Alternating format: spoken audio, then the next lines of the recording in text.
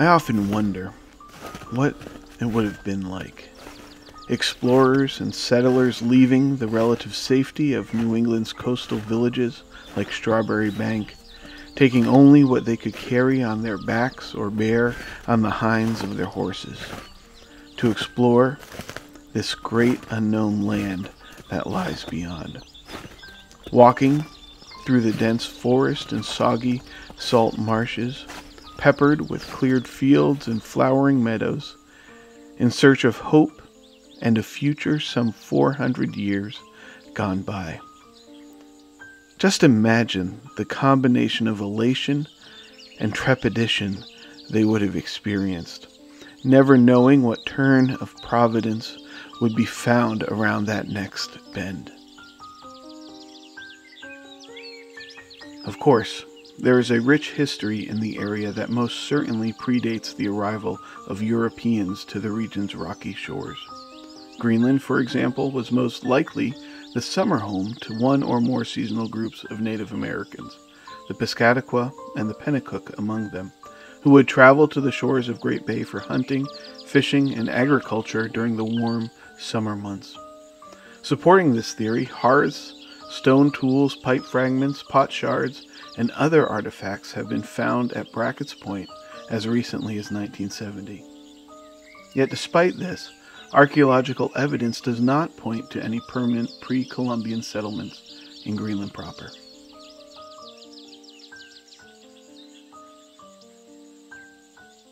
It would appear, then, that the moniker of first permanent residence would go to an English captain named Francis Chaperon, who established a farm in 1640 along the shores of Great Bay, near the modern-day site of the Portsmouth Country Club. It is Captain Chaperon we have to thank for the town's name, Greenland, given as a tribute to his ancestral home.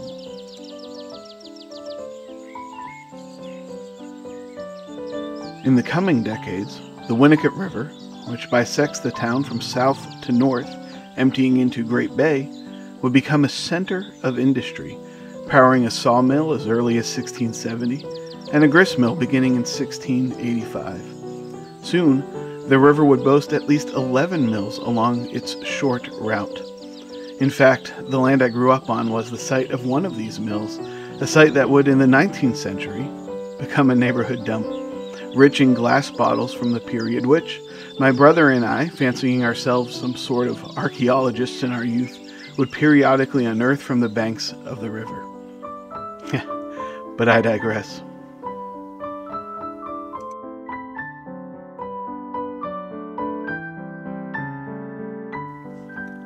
"1706 was an important year for the little community, with the townsfolk establishing Greenland as an official parish of Portsmouth, erecting the village's first church, and setting aside a tract of farmland for the parsonage as a means for providing for the church's needs.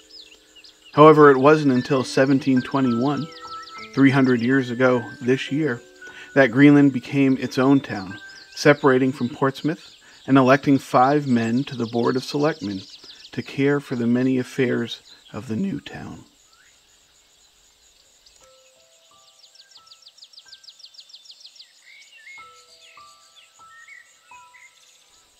Between these two dates, perhaps the town's most famous landmark, the Weeks Brick House, was erected in 1710 next door to the newly completed parsonage. Believed to be the oldest brick house in New Hampshire, and perhaps the oldest brick house in New England that has had bricks fired on site, it has stood the test of time.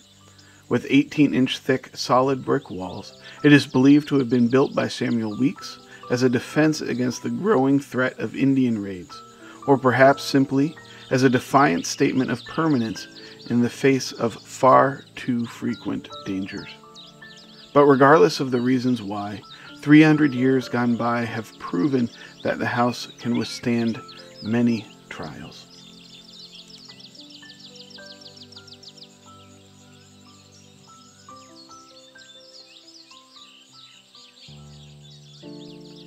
In the early morning hours of November 18th, 1755, residents were awakened by an intense rolling shaking that shifted foundations, toppled chimneys, and overturned Known as the Cape Ann earthquake, the rumbling was felt by much of New England and was seen as a mark of both God's judgment and his mercy upon a people who had begun to stray from the Puritan faith that had marked so many of those who had come to the colony's distant shores. Yet despite the dreadful event, the rigid walls of the Weeks house survived intact with only minimal damage.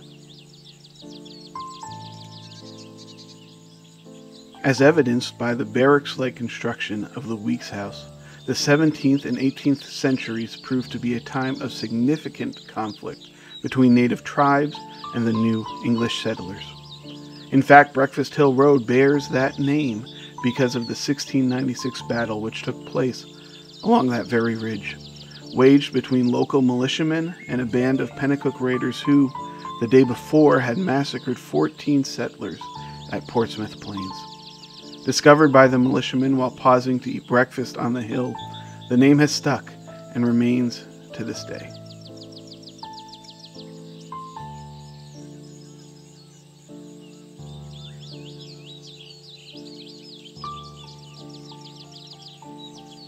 Perhaps no other Greenland home represents the fears of this era better than the Thomas Ayres homestead. Built in 1737 along the town green on the old post road between Boston and Portland.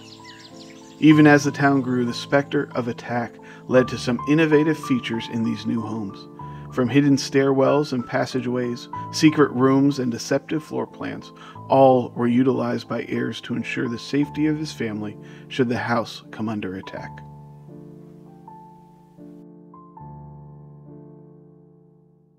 By the middle of the 18th century, the town was blossoming, with a population reaching an apex of 805 residents as polled in the 1767 census, a number that, by the way, would not be surpassed for nearly 200 years.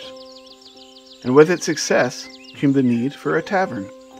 Located along the Greenland parade grounds adjacent to Old Post Road, in 1750 John Fulsom commissioned the construction of the tavern that would soon bear his name. The structure you see today is the product of an extensive expansion to the inn in 1810, with the original tavern still visible at the back of the inn. During the tumult of the Revolutionary War years, the tavern would prove to be a hub of anti-British sentiment. It was a meeting here in December of 1774 that gave rise to the erecting of a liberty pole in the town square. And in 1775, it was here that Greenland townsmen added their names to the petition for the formation of the Continental Congress. By the time the war was over, nearly 100 men, a full eighth of the town's population, would serve in the Revolution. 6 years after the Captain Fulsom Tavern was planted along the parade grounds, the little triangle intersection connecting the routes of Portsmouth, Exeter, Boston, and beyond would add another noteworthy structure in the shape of a large white clapboard Congregational Church. Chartered in 1707 by 29 members with familiar last names like Weeks, Philbrick, Foss, and many more, a meeting house was soon erected alongside HILLSIDE Cemetery, and just steps away from the lower parsonage, still standing today alongside the Weeks house on Route 33. As the church grew, the meeting house was replaced in 1756 by the church we see today. The congregation's first pastor, the Reverend William Allen, ministered to the growing town for 53 years, baptizing 1,092 people before his death in 1760 at the age of 84. On the heels of the Second Great Awakening, and with the population of the town stabilizing at about 600 people, the town would gain a second congregation in earnest, with a Methodist society being formed in 1809. In 1813, the First Methodist Church of Greenland was officially formed. Their own house of worship, built nearly 80 years after the Congregational Church, and just a few hundred yards down Old Post Road, was dedicated on July 20th, 1837, replacing an earlier meeting house which sustained irreparable damage from a fire in 1834. In January of 1869, the church would receive its iconic Paul Revere bell, cast from the Revere Foundry in about 1820. Known for its richness of tone and volume of sound, this 1,565-pound bell can still be seen in the belfry today. From 1813 until the closing of the Methodist Church in 1921, the town would benefit immeasurably from the service and sacrifice of these two congregations. But even this didn't mark the end of the building's spiritual service. In 1954, it was purchased by Greenland Congregational Church, and it remains the congregation's parish house to this day, hosting pancake breakfasts, Christmas fairs, and a wide array of beloved community events. Progress in the 19th century came in the form of the railroad, and for a small town, Greenland had not one, but two rail lines, and at one time 6 separate rail stations. BAYSIDE Station, near Brackett Point, was one such station, a latecomer to the game, erected in 1894 in the service of the Concord and Montreal and the Portsmouth branch. Another recognizable edifice at the center of town is the Weeks Public Library. Constructed in the colonial revival style that was in vogue in the late 19th century, the brick and stone 1897 structure was built at the behest of Caroline A. Weeks. Remaining largely unchanged for over a century, the library has served the town of Greenland as an important source of timely news and information long before there were computers, the World Wide Web, or even Google search. Expanding on that mission in the internet age, and just in time for the town's 300th anniversary, the new modern edition has more than doubled the overall size of the library to serve the town's ever-growing needs in the 21st century.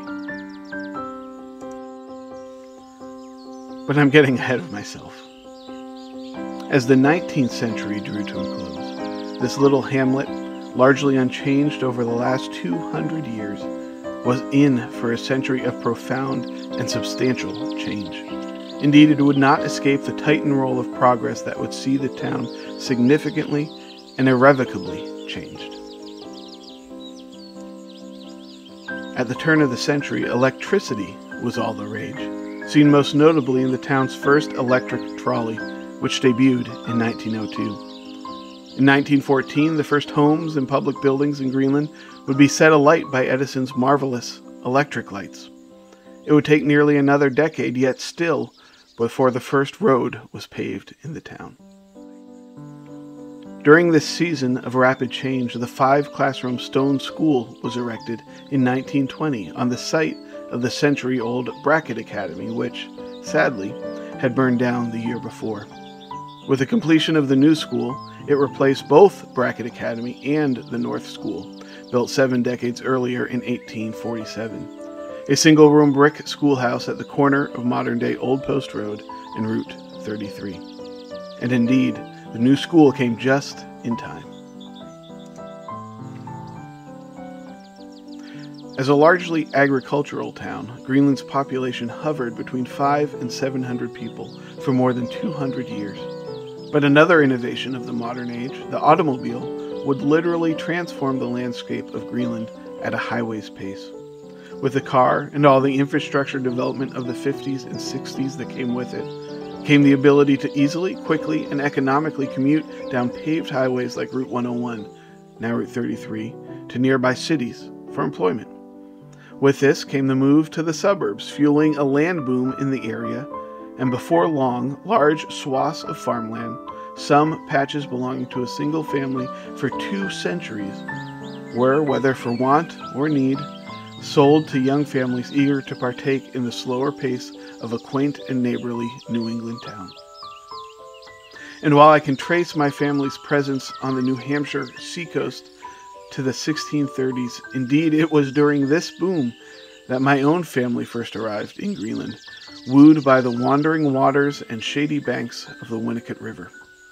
It was for reasons like these, and many more, that the population of Greenland has grown at a fever pitch ever since, growing as much as 65% decade over decade. Yet even as the town's population has blossomed, Greenland has managed to keep that wonderful, indescribable appeal of the quaintness of a small town.